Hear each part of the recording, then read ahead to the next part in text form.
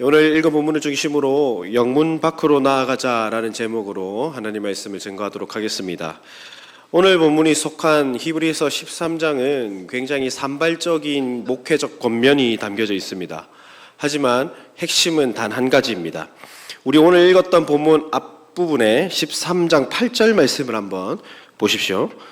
13장 8절 말씀에 이렇게 기록을 합니다. 예수 그리스도는 어제나 오늘이나 영원토록 동일하시니라. 아멘.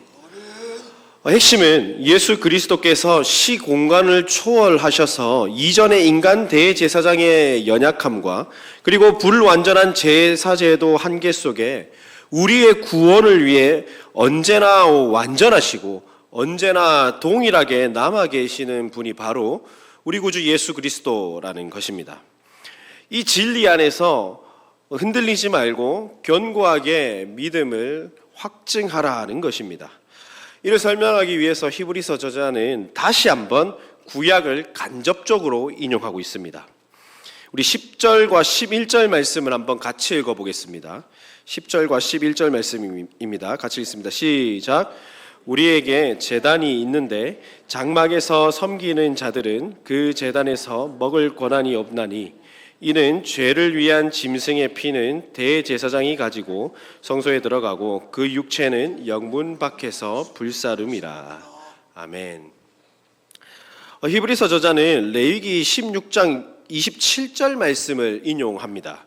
레위기 16장 27절에서는 백성의 죄를 속죄하기 위해 바쳐진 제물을 처리하는 규정이 기록되어져 있습니다. 바쳐진 제물들은 밖으로 내다가 불사르라라고 규정하고 있습니다. 과거 이스라엘 속죄 제사를 지금 히브리서 기자는 예수 그리스도에게 적용시키고 있는 것입니다. 이스라엘은 장막 안의 제단에 동물의 핏부림 제사를 드려 백성들의 죄의 문제와 거룩의 문제를 해결했습니다. 그러나 더 이상 우리는 동물의 피를 뿌려서 죄사함을 받거나 동물의 피로 말미암아 거룩함을 입는 것이 아닙니다. 장막에서 섬기는 것과 우리에게 이미 주어진 제단을 대조하고 있습니다. 옛 언약 안에 머무는 자는 새 언약의 제물을 먹고 영원한 구원을 누릴 권한이 없음을 말씀하고 있습니다. 예수 그리스도는 친히 우리 죄를 속하기 위한 대제사장이 되셨습니다. 그래서 영문 밖에서 자신의 피를 흘리셨고 그 피로 말미암아 새 언약을 체결한 저와 여러분은 거룩한 하나님의 백성이 되었습니다. 불완전한 제사제도의 한계를 완전한 대제사장이신 예수께서 해결하셨습니다. 그리고 그분이 흘리신 피로 말미암아 우리는 담대히 하나님 앞에 나아갈 담력을 얻었습니다. 그리고 우리에게 새 언약의 제물을 먹을 권한이 주어졌습니다. 예수님께서 이 권한들, 이것들을 허락하신 장소가 어디입니까? 12절 말씀 한번 다시 보십시오. 성문 밖입니다. 구약의 속죄 제물은 성소 안에서 죽이고 대제사장은 짐승의 피를 가지고 성소에 들어갔습니다. 그리고 나머지는 성소 밖에서 태워졌습니다. 속죄 제물처럼 우리 예수님께서도 예루살렘 성문 밖 골고다 언덕에서 동문의 속죄 제물의 불태움에 해당하는 예수 그리스도의 십자가, 그 십자가 고난을 당하셨습니다. 마치 제사를 드리고 남은 것들을 처리하는 이 소각장과 같던 그 성문 밖에서 우리 예수님은 모진 고난을 당하셨고 수치를 입으셨습니다. 예수 그리스도의 성문 밖에서의 고난은 성문 안의 사람들을 구원하러 오신 예수님께서 무시당하여 버림받은 자리입니다. 그리고 수치의 자리였습니다. 그러나 반대로 예수께서 성문 밖에서 당하신 그 고난은 성전 밖에 있는 자들에게 유익을 주고 하나님과 더불어 먹고 마시는 만남이 허락된 영광스러운 자리로 변모하였습니다. 분명히 영문 밖은 사람에 의해서는 짓밟히고 철저히 저주받은 자리였습니다. 하지만 하나님에 의해서는 하나님 자신의 영광이 나타나는 중요한 자리가 되었습니다. 우리의 모든 죄를 지고 골고다 언덕으로 저주받은 자의 상징인 십자가를 메고 올라가신 예수님의 자리가 바로 성문 밖입니다. 예수님은 장막에서 섬기는 자들을 대표하는 공회에서 정죄받았습니다. 그리고 밖으로 내쫓김 당하여 성문 밖에서 신성모독죄로 십자가형을 언도받았습니다. 당시 십자가 형벌은 신성모독이나 반역죄와 같은 중범죄를 저지른 자들에게 내려지던 끔찍하고 굉장히 수치스러운 형벌이었습니다. 사람의 눈으로 보면 이 성문 밖은 십자가에 매달린 예수를 바라보면 산다라는 것을 알지 못한 자들이 범한 치욕과 수치가 가득한 자리였습니다. 메시아, 유대인의 왕이라면 매달려있는 저 십자가에서 내려와 봐라 라고 조롱하고 예수님을 채찍질하고 침을 뱉던 그러한 멸시의 자리가 바로 성문 밖 십자가의 자리였습니다. 그러나 역설적으로 성문 안 세상이 그리스도를 거부한 후 성문 밖은 되로 그리스도가 영원한 생명을 주시는 십자가 제사에 동참하는 자리가 되었습니다. 그리고 하나님을 만나 제단에서 그리스도의 유익을 먹고 하나님과 교제하는 자리가 되었습니다. 더 이상 유대교와 로마 제국이라고 하는 성문 안의 울타리가 그들을 보호해주지 않습니다. 하나님의 영광은 성문 안을 떠났습니다. 하나님의 영광을 바라보고 만나고 경험하는 장소는 더 이상 돌로 된 예루살렘 성전 안이 아니라 성문 밖 수치의 현장입니다. 이제 히브리서 저자는 우리에게 그의 치욕을 짊어지고 영문 밖으로 그에게 나아가자라고 권면합니다. 우리의 영원한 제단은 성문 안에 있는 것이 아니라 성문 밖에 있습니다. 하나님을 만나는 곳은 화려한 성전안이 아니라 사람들에 의해 무시당하고 버림받은 장소인 성문 밖, 십자가가 있는 자리입니다. 분명히 영문 밖은 예수께서 당하신 수모와 치욕이 있는 곳입니다. 하지만 우리는 그곳을 피해서는 안 됩니다. 영문 밖 고난과 수모가 있는 현장은 하나님께서 저와 여러분을 만나 주시는 자리이고 하나님과 친밀한 교제가 일어나는 자리입니다. 그것으로 우리는 나아가야 합니다. 사도 바울은 이렇게 말을 합니다. 나는 이제 너희를 위하여 받는 괴로움을 기뻐하고 그리스도의 남은 고난을 그의 몸된 교회를 위하여 내 육체에 채우노라. 아멘. 어떤 말씀일까요? 예수님께서 아직 받으셔야 할 고난이 남아있다 이런 말씀일까요? 그리스도께서는 모든 고난을 받으심으로 우리의 모든 죄를 해결하신 분입니다. 그리스도인으로서 이 은혜를 허락하신 그리스도의 고난의 삶에 그리스도인답게 동참하라는 의미입니다. 따라서 신약시대 백성인 우리가 진짜 하나님을 참으로 잘 섬기려면 영문 안에서 섬길 것이 아니라 영적 교제를 위해서 그리스도께서 십자가로 제단을 쌓으신 저 영문 밖으로 나아가야 합니다. 문제는 영문 안과 밖을 다 서 있을 수는 없습니다. 우리는 영문 밖에 그리스도로 죄를 해결받은 자로서 함께 수치의 자리, 함께 모욕의 자리, 역설적인 은혜가 존재하는 그리스도의 십자가 제사에 참여하는 저 성문 밖을 향해 나아가야 합니다. 성문 밖에서 고난받으시고 수치받으심으로 갈라진 하나님과 우리와의 관계를 회복시킨 그 역설적 은혜가 있는 그 자리로 나아가야 합니다. 영문 밖 그리스도의 고난에 참여해야 한다라는 말씀입니다. 사랑하는 성도 여러분, 히브리서 저자는 단순히 믿음을 지키고 도덕적으로 깨끗해라, 도덕적 무결함을 위해 달려가라 이렇게 말씀하고 있지 않습니다. 우리의 방법으로, 우리의 도덕적 무결함으로 구원에 이르는 것이 결코 아닙니다.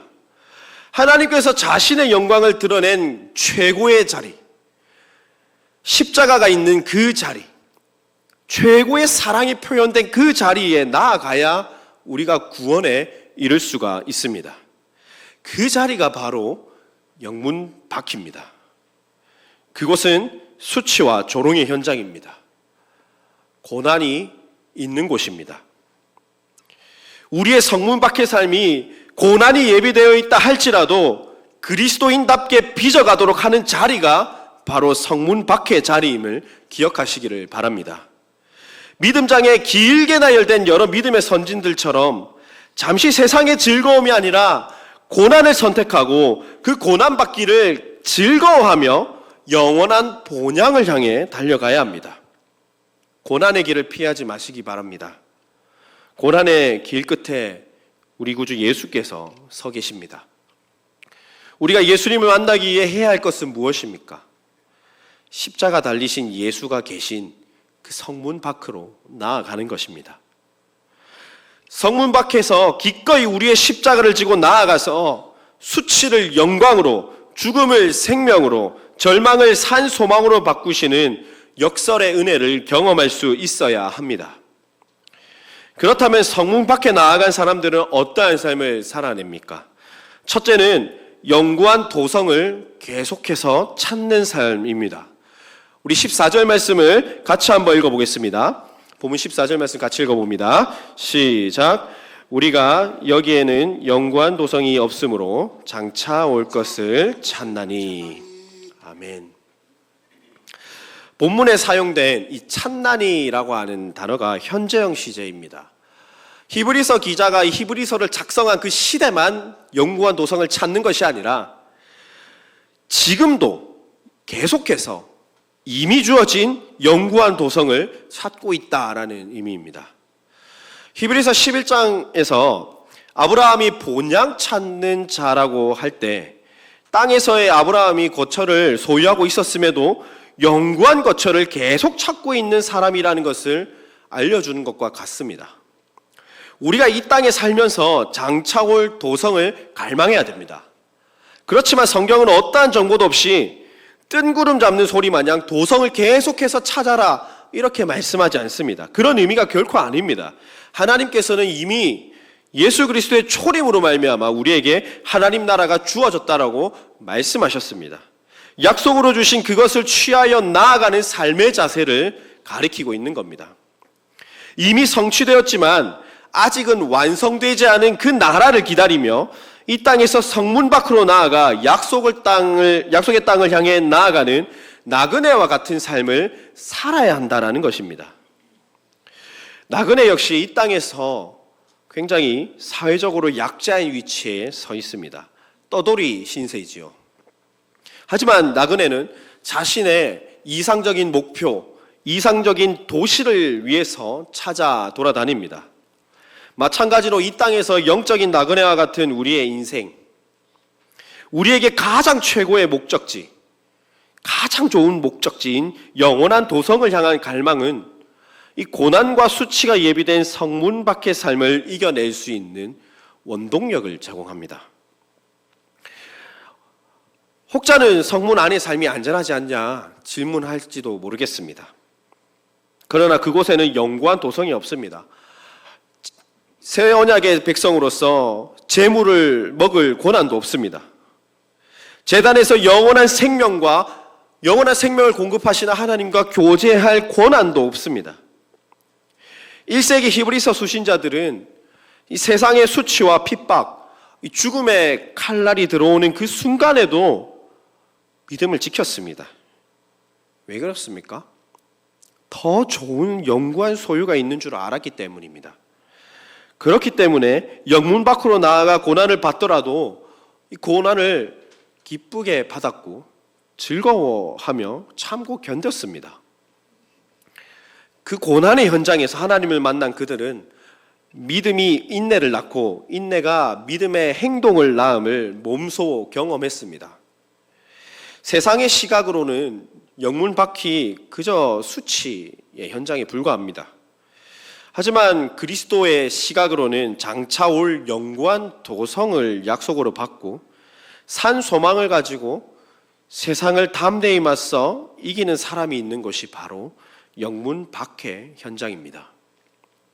오해하지 마십시오. 천국 가는 법은 도덕적 흠결에 있고 업고의 문제가 결코 아닙니다. 천국은 우리 인간을 사랑하셔서 성육신하신 예수님께서 고난과 배신으로 죽으셨지만 부활하신 예수님을 따라 영문 밖, 고난과 수치의 자리로 나아오라는 하나님의 명령에 순종하는 자들에게 이미 주어진 곳입니다. 그렇게 고백하는 자들은 이 세상엔 영구한 도성이 없다라는 것을 알고 영원한 나라를 향한 삶, 십자가를 기꺼이 붙드는 삶을 살아내는 자들입니다. 내가 어찌어찌 해서, 내가 잘 믿어서, 내가 이성적으로 예수님을 너무 잘 알아서 천국에 들어가는 것이 아닙니다.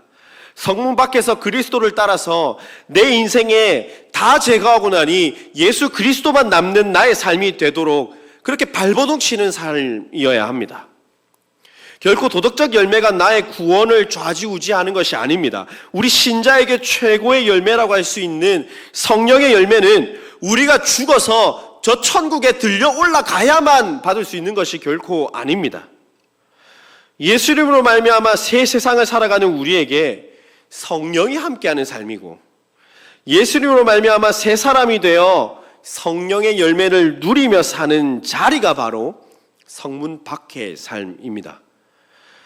천국에 못 들어갈까? 구원에서 탈락한 건 아닐까? 하나님이 나를 정녕 구원하셨을까? 이러한 생각의 문제는 나의 죄된 생각의 문제입니다. 성문 밖에 있는 자를 보호하셔서 끝끝내 영구한 도성으로 끌고 인도하시는 분이 누구입니까? 하나님입니다. 성문 밖에서의 삶은 예수께서 고난의 자리 가운데 있는 나를 끌어안으시는 자리입니다. 믿음의 길을 끝까지 견디며 거룩하게 하는 삶을 살아내도록 인도하시고 보호하시고 붙드시는 자리입니다. 그래서 마침내 완성될 영구한 도성에 이를 때까지 하나님의 다스림과 보호하심을 받는 삶임을 기억하시기를 바랍니다. 둘째는 찬송의 제사를 하나님께 올려드리는 삶입니다. 15절 말씀 한번 보십시오. 우리는 예수로 말미암아 항상 찬송의 제사를 하나님께 드리자라고 권면합니다. 우리가 매 예배 시간마다 찬송을 합니다. 물론 기쁜 마음이 있어야겠지만 인간적인 흥에 겨워서 찬양하는 것이 결코 아닙니다. 원동력이 우리 인간의 기쁨과 즐거움이 아니라 예수 그리스도, 우리를 구원하신 그리스도의 희생 제사로 가능한 일입니다. 우리의 믿음이 완벽해서 내가 오늘 성령의 충만함을 받아서 그때만 찬양을 하는 것이 아닙니다. 마찬가지로 천국에 들려 올라가서만 찬양하는 것이 아닙니다. 지금 이 땅에서 분명한 믿음을 가지고 하나님 앞에 찬양해야 하는 것입니다. 우리의 부족함 가운데서도 성문 밖으로 인도하시고 그곳에서의 삶을 보호하시는 하나님께 지속적으로 찬양을 하는 것입니다. 그리고 하나님의 이름을 증거하고 찬양의 제사를 드려 날마다 예배를 드리는 삶을 살아야 합니다. 마지막으로 셋째는 선을 행함과 나누는 삶입니다. 16절 말씀도 한번 보십시오. 선을 행함이 살아있는 삶, 나눔과 교제가 흐르는 삶이 하나님이 기뻐하시는 제사라고 말씀하고 있습니다. 고백과 삶이 어우러지는 것이 영구한 도성을 소유한 자의 삶이라는 것입니다. 종교적 의식을 집착적으로 몰두하는 것은 결코 바람직한 신앙생활이 아닙니다. 왜 그렇습니까? 믿음과 행함이 분리되는 것이 아니기 때문입니다. 믿음과 행함은 같이 가는 겁니다. 종교적 의식을 행할 때에 믿음이 우리의 삶 속에서 이어져야 합니다. 성문 안에서 제사 제도에 따라 동물을 제물로 드리는 예배 시대는 끝이 났습니다. 그리스도께서 성육신하심으로 우리의 죄를 위한 모든 속죄 제물이 되셔서 더 이상 동물의 제사로 우리가 예배를 드리지 않고 영과 진리로 드리는 예배를 드리게 되었습니다. 성육신은 온 인류를 향한 하나님의 무한하신 사랑입니다. 그렇기 때문에 그리스도가 우리에게 비추이신 사랑은 거룩과 진리이신 그리스도의 죽음에 근거한 사랑입니다. 그 사랑을 먼저 받은 우리는 그 사랑을 끊임없이 흘려보내야 됩니다. 우리가 거룩한 삶을 살고 하나님을 찬양하는 것에서만 멈춰서는 안 되고 선을 행하는 근거, 그것이 성육신에 있다는 것을 우리가 안다면 우리의 삶 속에서 그 사랑을 흘려보내고 살아가야 한다는 겁니다. 사랑을 받은 자들이 영문 밖으로 나아가는 삶은 히브리서 13장 1절과 3절에 기록되어 있듯이 형제 사랑하기를 계속하고 우리가 세상의 고난 속에 갇힌 것처럼 갇힌 자를 생각하는 사랑을 실천하는 삶이어야 합니다. 그렇기 때문에 예수께서 우리를 보내신 거룩한 현장은 고통과 아픔이 있는 현장입니다. 우리 예수님께서 계신 곳은 정처 없이 떠도는 영혼을 향한 예수님의 눈물이 있는 곳입니다. 우리 역시 그 눈물이 있는 곳에 머물고 아픔과 고통이 있는 곳에 함께 머무는 삶을 살아야 합니다. 그것이 성문 밖에 고난받는 그리스도를 따라 사는 삶입니다. 성문 밖에 고난받은 그리스도를 따라 우리 역시 성문 밖에 그리스도를 만나기를 소망한다면, 그래서 우리가 하나님 앞에 인정받는 자가 되고 하나님 앞에 기쁨의 참 제사를 드리기를 소망한다면, 그리스도의 제사가 우리 그리스도인의 삶에 얼마나 실제적인 변화를 가지고 왔는지를 몸소 드러내야 합니다. 사랑하는 성도 여러분, 우리의 예배와 삶의 관계를 한번 살펴보십시오. 우리의 믿음과 순종이 그저 예배 속에서만, 이 예배당 안에서만 드러나기만 하면 되는 것이 아닙니다. 이 예배당 밖, 세상에서도 우리의 믿음과 순종이 드러나서 열매를 맺어야 합니다. 예수님께서 저와 여러분을 위해 십자가로 나아가라는 하나님 아버지의 명령에 순종하신 것처럼 형제의 고통을 함께 경험하기 위해서 영문 밖으로 나아가시기를 바랍니다. 거룩은 영문 안이 아니라 영문 밖에 있습니다. 우리식으로 적용해보면 예배당 안에서만 거룩하다 하면 안 됩니다. 예배당 밖에서 신자의 삶의 전 영역에서 그것이 드러나야만 합니다. 세상 밖과 같은 영문 밖에서 일어나는 고난 중에도 어제나 오늘이나 내일이나 변함없는 예수님을 증거하며 예수님의 삶으로 나타내시기를 바랍니다. 우리 고난의 삶을 통해 성문 밖의 하나님을 드러내십시오. 이것이 영문 밖의 그리스도인의 참된 모습입니다. 말씀을 맺습니다. 사랑하는 성도 여러분, 성문 안에 머물러 그저 내 앞에 다가오는 고난을 피하려고 하지 마십시오. 성문 밖에서 수치와 고난, 모욕 가운데 계신 예수님을 바라보고 믿음 다하여 나아가시기를 바랍니다. 성문 밖에서 십자가 지신 그리스도의 고난에 동참하여 내 몸에 그리스도의 남은 고난을 채우며 정말 그리스도인답게 살아가시기를 바랍니다. 막연한 기다림이 아니라 실체가 된 기다림 속에 믿음으로 인내하여 마침내 영구한 도성이 우리 가운데에, 우리의 삶 가운데에 완성될 것임을 계속해서 기대하시기 바랍니다. 고난과 역경 끝에 두 팔 벌려 우리를 환영하고 있는 그 못자국난 그 손길을 바라보시고 날마다 찬양의 제사로 또 우리에게 구원의 은혜를 베푸신 하나님을 따라 선한 행실과 나눔을 통한 실천적인 삶의 예배를 드리는 저와 여러분의 복된 삶 되시기를 우리 주님의 이름으로 축복합니다. 아멘.